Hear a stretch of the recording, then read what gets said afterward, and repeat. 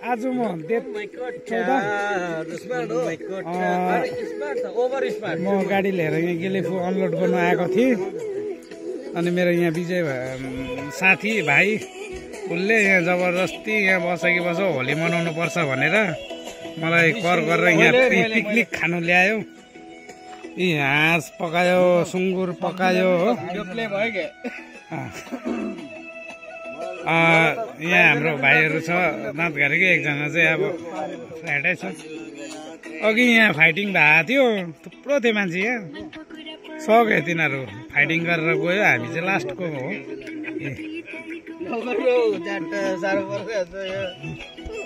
अनि विजय भाइ hello hello, Holi कस्तो लाग्यो? होली एकदमै फर्स्ट क्लास भइरहेछ मेरो त, दामी भइरहेछ। म त यही होलीको रङ्गिरहेछु।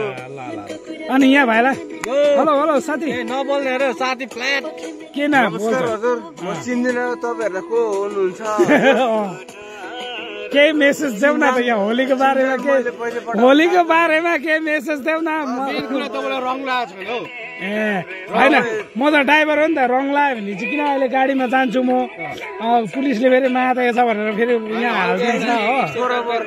अन्त यहाँ हाम्रो है हल्का साथीभाइहरू बसेर आज होलीको दिनमा होइन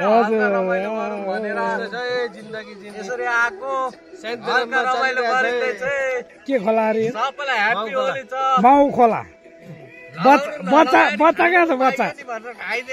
बच्चा उता पारी छ। ए यो माउ हो? ए बच्चा चाहिँ पारी हो? अच्छा अच्छा दुईटा नातिनी अगाडि छ। ए अच्छा, ल ल ल।